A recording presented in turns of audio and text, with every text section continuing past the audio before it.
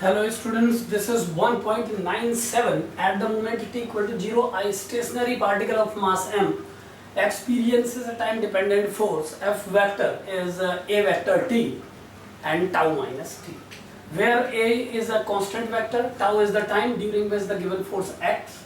Find the momentum of particle when the action of force discontinued and the distance covered by the particle while the force acted. मतलब force के work करने तक कितना distance cover किया और क्या momentum था पार्टिकल का जब फोर्स ने एक्ट करना बंद किया। तो इस प्रॉब्लम को भी हम न्यूटन्स लॉ में, जो सेकंड लॉ ऑफ न्यूटन है, उसके अकॉर्डिंगली सॉल्व कर सकते हैं। हम जानते हैं कि किसी भी बॉडी पर अप्लाइड फोर्स ही उस बॉडी के मोमेंटम में चेंज का रीजन है। It means for elementary particles we can take the Newton's law in this format, F vector is dp vector by dt vector. इससे पिछले प्रॉब्लम में जब 1.96 मैंने सॉल्व किया था तो उसमें delta p by delta t लिया था, क्योंकि एक लॉन्ग ड्यूरेशन पे डिस्कस चल रहा था। अब एलिमेंट्री लेवल पे क्योंकि फोर्स की वैल्यू टाइम डिपेंडेंट है तो हमें कैलकुलस यानी डिफरेंशिएशन के वे में प्रोसीड करना पड़ेगा। So F vector is dp vector by dt according to Newton's law. So dp vector is equal to F vector into dt and the value of F vector is a vector t tau minus t dt. So this is the value of a change in momentum vector at moment t equal to 0. Stationary particle, it means at a start particle was stationary. So if we write dp momentum as p2 minus p1, then we can say that dp vector is a final momentum vector minus initial momentum vector is equal to, this is first equation, equal to a vector t tau minus t square into dt. This is the equation. Initially particle is at rest, so p1 vector is 0 or at t equal to 0 v is 0. Particle velocity vector 0 is starting, 0 vector. So p1 vector is 0 vector, so p2 vector, final momentum of the particle, the momentum of the particle at final stage is a vector and integration of t tau dt minus integration of t square dt, and this integration will be between the limits 0 to tau. एक बार फिर समझें, acceleration a vector एक constant vector है तो उसे हमने एक constant की तरह बाहर ले लिया। सो p2 वेक्टर मतलब इस पूरी प्रोसेस में टाउ टाइम के बाद, tau is the time during which the given force acts, since the force is acting only for tau time, so limits are from 0 to tau, क्योंकि स्टार्ट से लेकर force act करने तक का calculation करना है।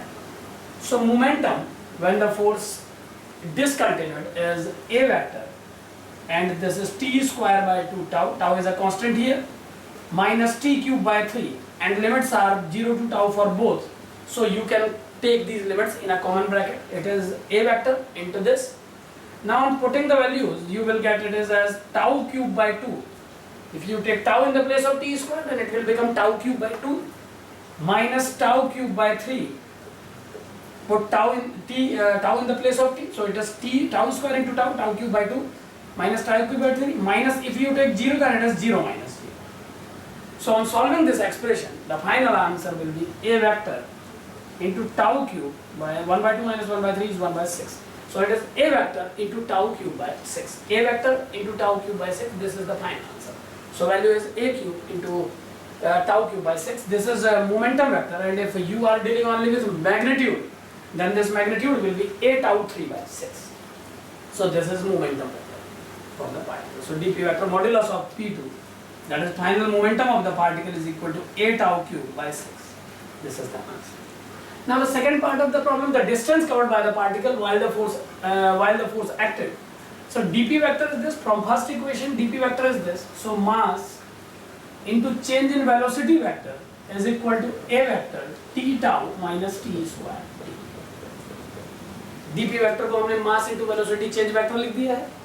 सो m dv vector is this, so m can be taken after taking m in the denominator, dv vector is this, and if you take integration of this within the limits, then on taking integration on both the sides we will get v vector from 0 vector to v vector is equal to a vector by m into t square by 2 tau minus t cube by 3, and the limits of t from 0 to tau.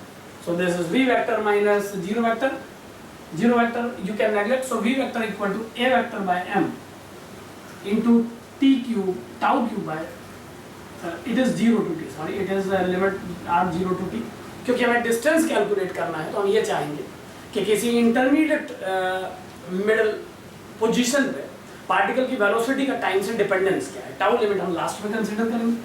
So if we take t, we will get t square by 2 tau minus t cube by 3. On taking 0, it will become 0. So this is the velocity of the vector of the particle in terms of a vector and time. Now the distance, for finding the distance, dv vector can be taken as ds vector displacement vector by dt. So it is a vector by m t square tau by 2 minus t cube by 3.